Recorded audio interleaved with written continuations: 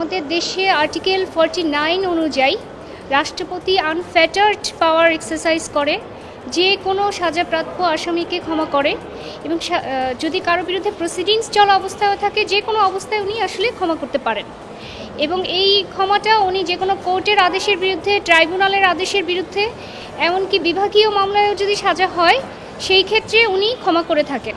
আমাদের দেশে এই যে রাষ্ট্রপতির আনফেটার্ড পাওয়ার সেগুলির এক্সট্রিমলি অ্যাবিউজ হয়।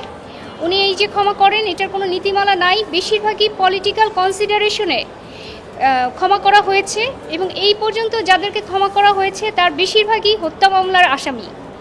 এবং এর মধ্যে আপনারা জানেন আসলাম ফকির, তাকে একটা মার্ডার কেসে ক্ষমা করার পরে তিনি বের হয়ে গিয়ে আরেকটা মার্ডার করেন। তাহলে এরপর আপনারা জানেন যে জোসেফ, যে টপ টেরর লিস্টে পুলিশের টপ টেরর লিস্টের মধ্যে সে ছিল এবং সে সাবেক সেনাপ্রধানের ভাই হওয়ার ফলে ক্ষমতার অপব্যবহার করে তাকে ক্ষমা করা হয়। এর আগে সাব্বির আহমেদ গামা কিলিং কেস, সেখানে 20 জনকে একাধারে ক্ষমা করা হয় যাদেরকে দ্রুত বিচার ট্রাইব্যুনাল মৃত্যুদণ্ড দিয়েছিল।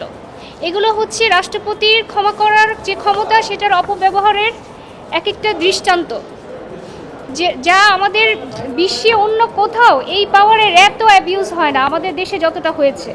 কিসের ভিত্তিতে ক্ষমা করে সেটা জনগণের কাছে তাদের কোনো জবাবদিহিতা নেই, কোনো এক্সপ্লেনেশন নেই। তাহলে এই যে দীর্ঘদিন ধরে এই যে ভিকটিম যারা, তাদের পরিবার যারা মারা যায়, তারা যে মামলা চালান, তারা কি কারণে মামলা চালাবেন?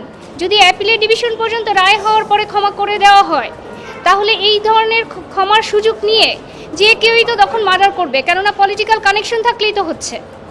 তো এই বিষয়টাকে, এই যে ক্ষমতার অপব্যবহার কোনো ধরনের নীতিমালা নেই, এই বিষয়টাকে চ্যালেঞ্জ করে আমি বিগত 20 জানুয়ারি হাইকোর্টে রিট ফাইল করি এবং রিট ফাইল করার পরে আজ এই রিটের চূড়ান্ত শুনানি হয়। এই রিটে মোট 6 জনকে বিবাদী করা হয়েছে। এর মধ্যে cabinet secretary, ministry of home অ্যাফেয়ার্সের 2 জন সেক্রেটারি,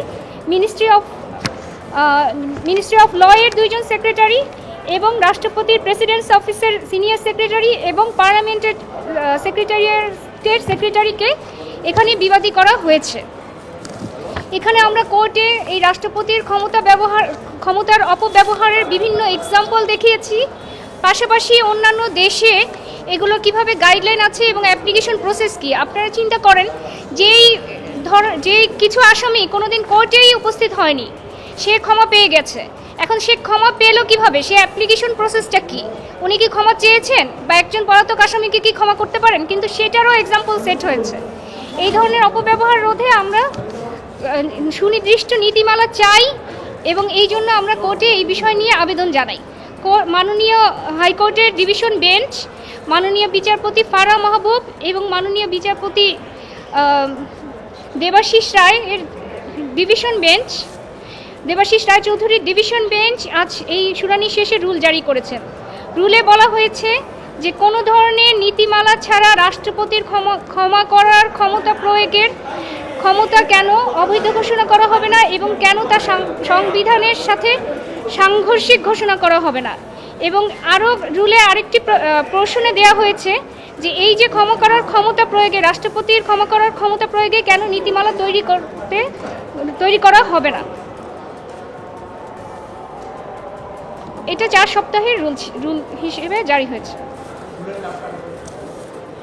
রুলে স্পষ্টত বলা হয়েছে রাষ্ট্রপতি কোনো ধরনের নীতিমালা ছাড়া রাষ্ট্রপতির ক্ষমা করার ক্ষমতা কেন অবৈধ হবে না এবং কেন অসাংবিধানিক ঘোষণা করা হবে না এবং